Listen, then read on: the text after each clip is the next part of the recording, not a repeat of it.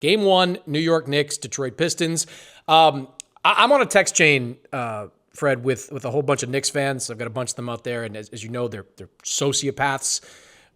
They're the most aggressive, passionate, angry fans. And for like 3 quarters, there was a lot of what the hell is going on out there. Josh Hart isn't making a shot. The Pistons are playing efficient.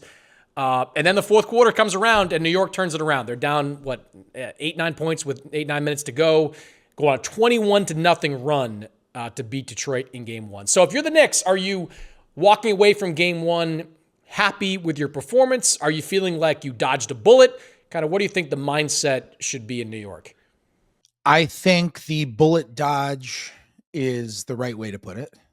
I also think that if I'm the Knicks, I'm feeling particularly encouraged by that game 1, even though they dodged the bullet, because you had Jalen Brunson missing shots left and right for 3 quarters.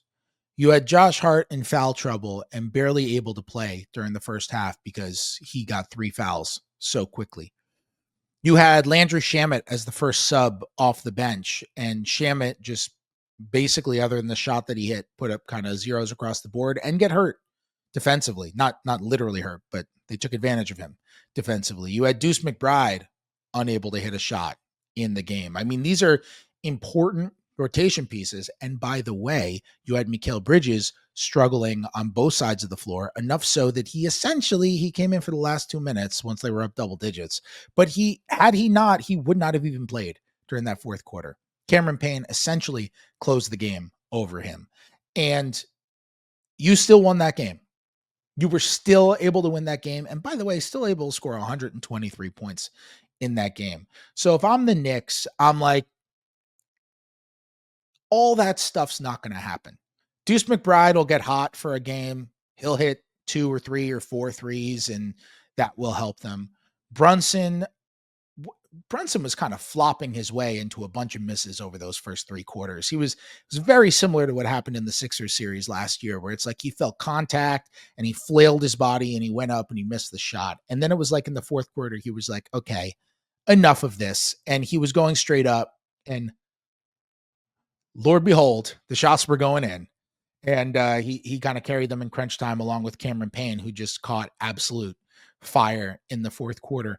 And defensively, the thing that to me that really stood out was that defensively, Karl-Anthony Towns was just really good during that fourth quarter run. He was getting his hands on balls. He was coming up to the level of the screen. He was being aggressive. He wasn't getting beat.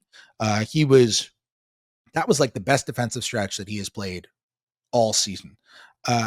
I feel fine about the Knicks in this series. It didn't make me feel any better about the Knicks' long-term hopes in the playoffs, but the talent discrepancy in this series, as much as the Pistons are plucky and upstart and play hard and play the right way and have a really nice future ahead of them in all likelihood, like the talent discrepancy in this series is just large. Like you go through it and it's like, I don't see at worst, the Knicks have 4 of the 5 best players in this series. You know, I don't know how you could argue anything otherwise.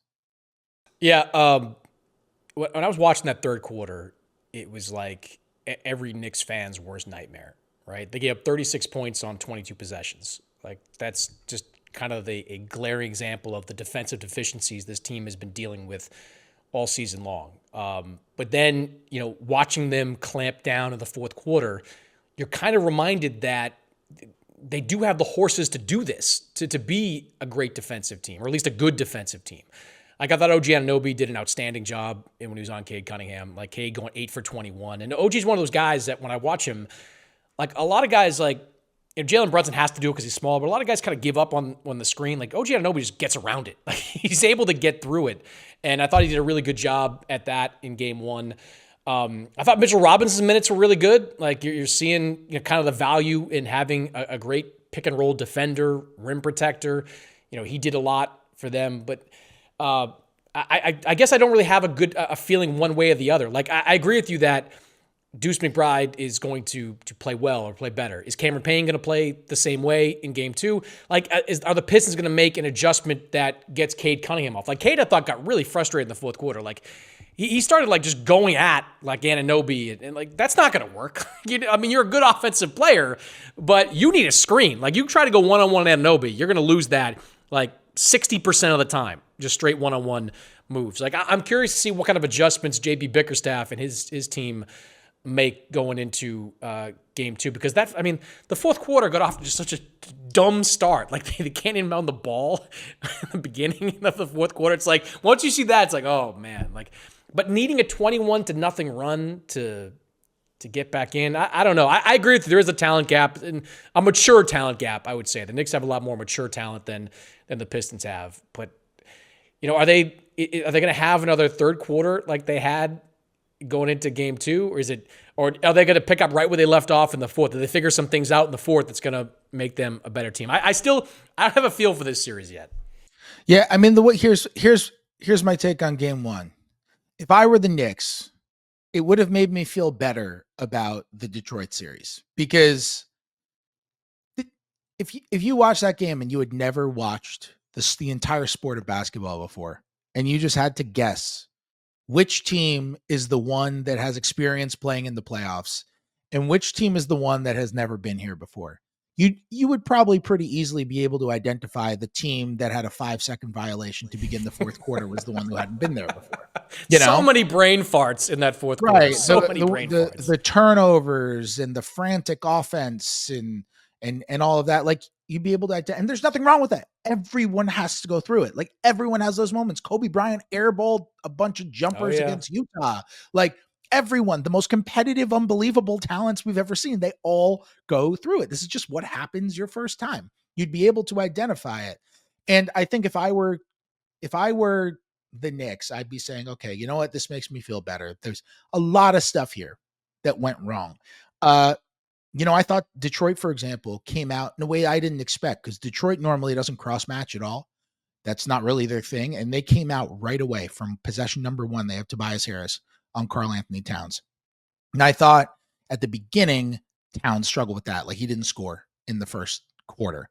And then he kind of got into a rhythm being like, all right, I'm going to figure out how to drive against Tobias Harris. I'm going to figure out when to post on Tobias Harris.